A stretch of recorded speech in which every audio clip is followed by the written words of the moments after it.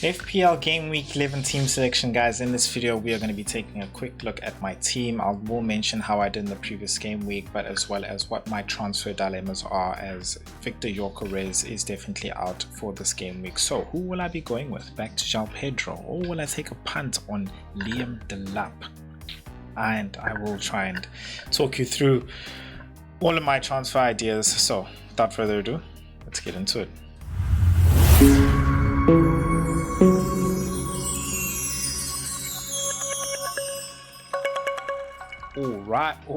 All right, guys, welcome back to the FPL Force. Now, I just wanted to jump straight into team selection here because I think there's a lot to discuss, and I will try to touch on all of it. So let's just get into where the team is currently right now. So Game Week 11 team selection, I do have Pope in goals ahead of Dubravka, who has West Ham, and that still is a 50-50 decision. Quite honestly, right now the FPL Force is telling me to go with Dubravka, but I just don't know. I do know Pope does not have a good record going away, but you just cannot deny they are a better defensive team as well than, you know, Burnley, and Burnley's playing away. So I feel Burnley's playing away. So I feel like if Burnley was at home against Brentford, then I'm not against West Ham, then I definitely would have gone with Dubravka. But in the defense, I've got Timber, Munoz, and Calafiori there. I think that's pretty standard. Not going to be thinking of anything else. It is what it is with those guys. I don't think there's much to be spoken to speak about there. Don't worry about the vice captaincy, just changing it there. And then in the midfield, I've got a 4 of Sarr, Minte, Enzo, and Semenyo. Now, Semenyo, Enzo have been disappointing, including Sarr, but I think we've been very unlucky as Sarr owners, as he's always been that close to actually coming through for us. So I'm happy to play these players ahead of Senesi and a Lewis Smiley, who's my dead spot essentially. And of course on the bench I've also got Virgil van Dijk. He's just not even an option, and that's why I just skipped straight through to the midfield. So Senesi's record away honestly is bad. Bournemouth, the XGC is just bad, and even the GC, their goals conceded is it's actually representative of the performance away. So no options in the defense, and also in the midfield, these are the players I'm definitely going to be playing, hoping that Enzo can get something for me there, as well as Sarr at home, Minte as well. Honestly, having had good performances in the previous game weeks, I expect something from him. But then again, Brighton as well isn't a team that has been performing well away, rather more at home. So if I do get anything, I'm grateful, I'm thankful, you know, thank you. Into the strike force, of course, Haaland with the captaincy, Mateta against Brighton at home, and then we have Victor Gyökeres. Now, let's start off with Haaland, and actually we'll get onto the captaincy with Haaland. I think with Mateta, there's nothing to be said. Let's get into my thoughts and the transfers that I want to be making. So I am looking to make, of course, a forward transfer. I do have one free transfer and no money in the bank, and I'm not gonna lie to you, right now I am looking at potentially going for a João Pedro. So João Pedro hasn't necessarily been performing all that well, in all honesty. His form has dropped, but he did take a lot of shots. In fact, recovered for all the shots he hasn't been taking when we did own him. He's got 2 great fixtures, Wolves and Burnley.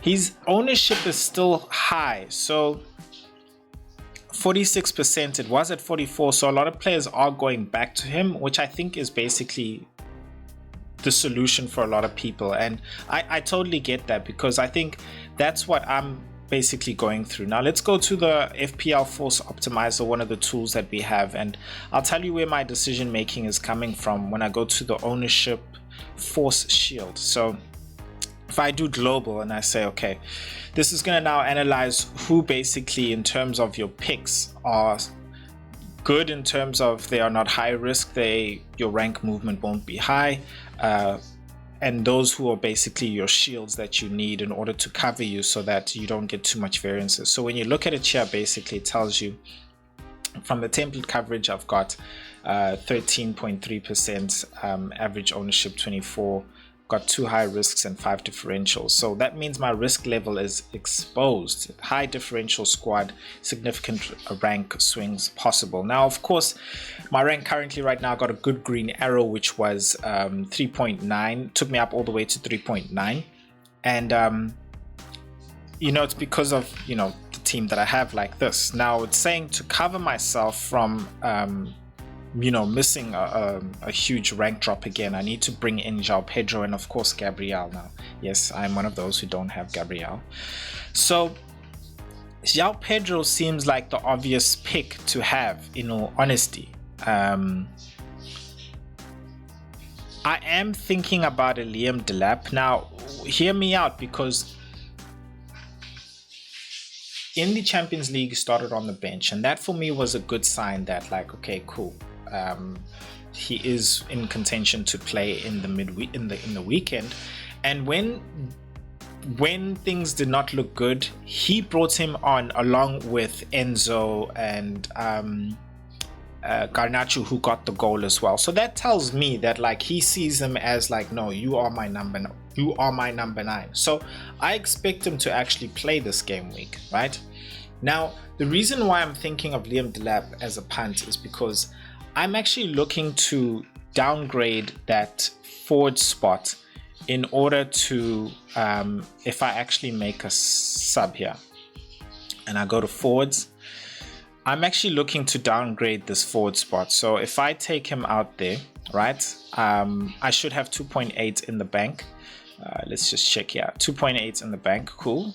Now for this game week, that will be it, quite frankly. Now, if I go to the next game week where fixtures start to look good for Liverpool, right? Now, I could then start to, of course, bring in a Virgil van Dijk, and I could play him ahead of, who would I play him here ahead of?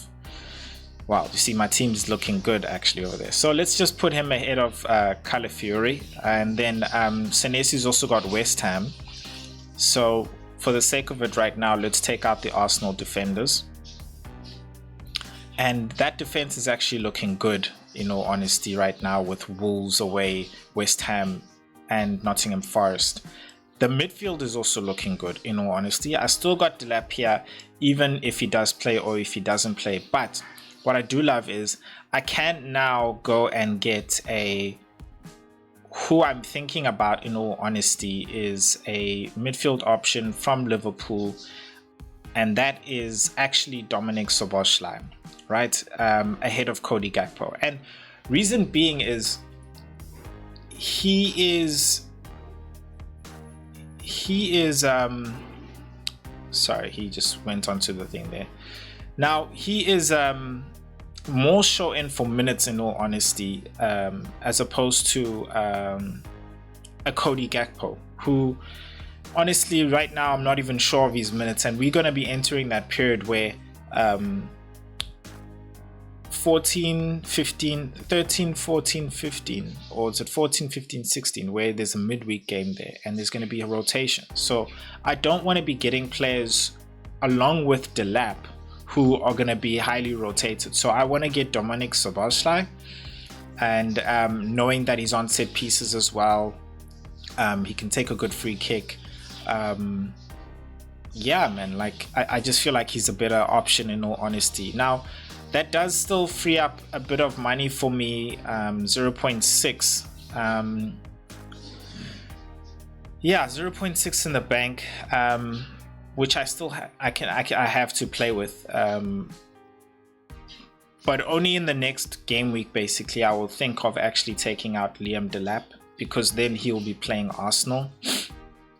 So I'll think about it then, basically, and hopefully then I can actually free up some money to then, if I want to get a Rice,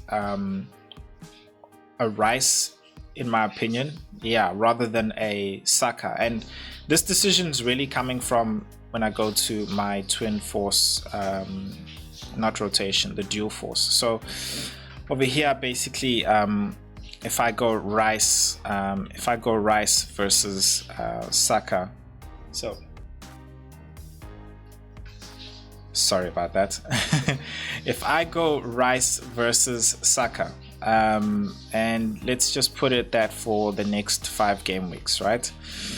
Then the FPL Force would tell me actually Rice is better, and I totally agree. Of course, Rice has been doing well, but it's more so on the fact that Rice has been ticking along.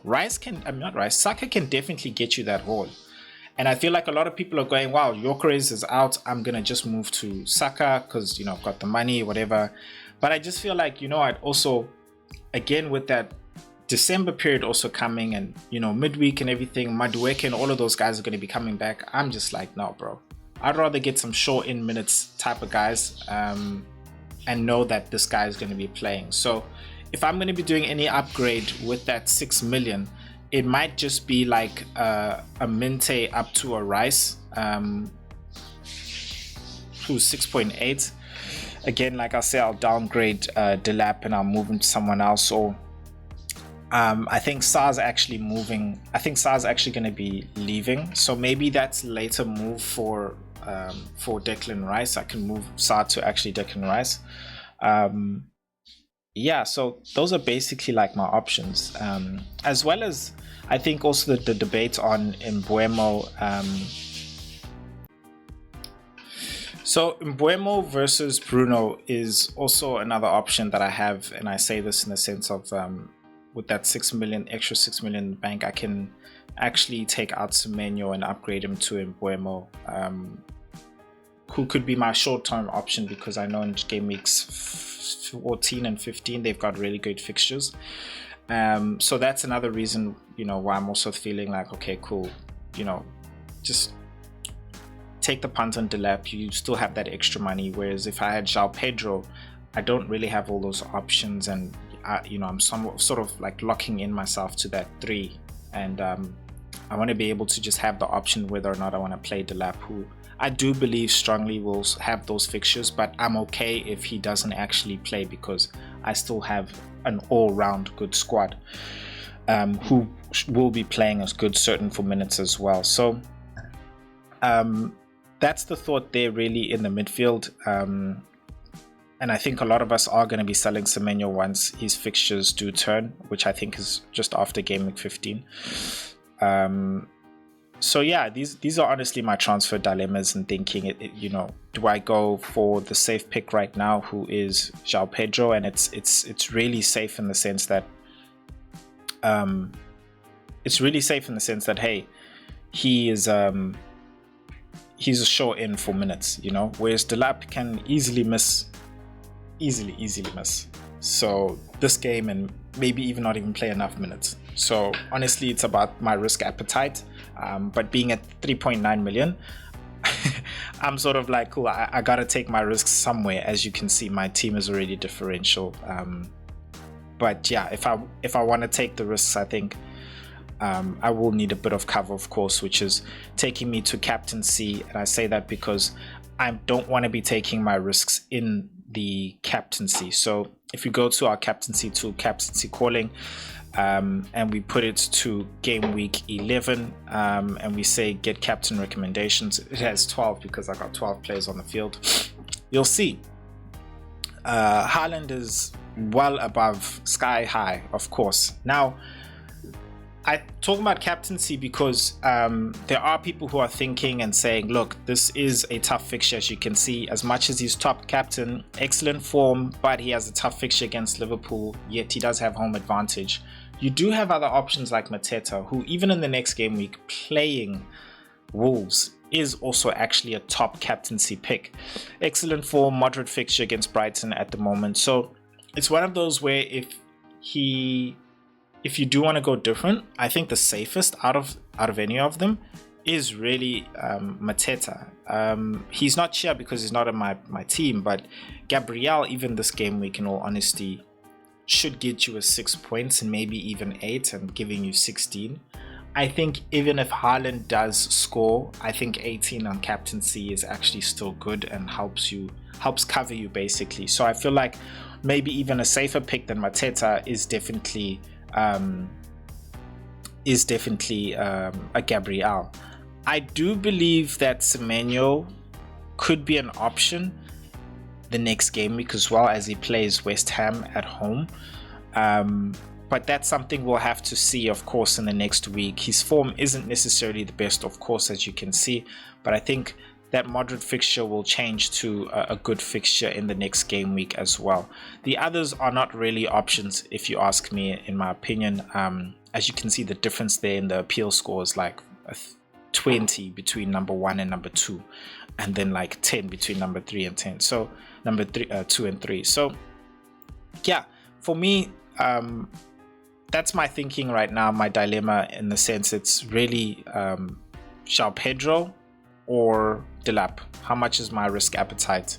Let me know what you guys would do in your team and what you think I should be doing in my team. And also remember to hit subscribe. Honestly, I love your guys' support. Thank you so much for watching the videos. As also hit that like button, and I will see you guys. Good luck for the game week.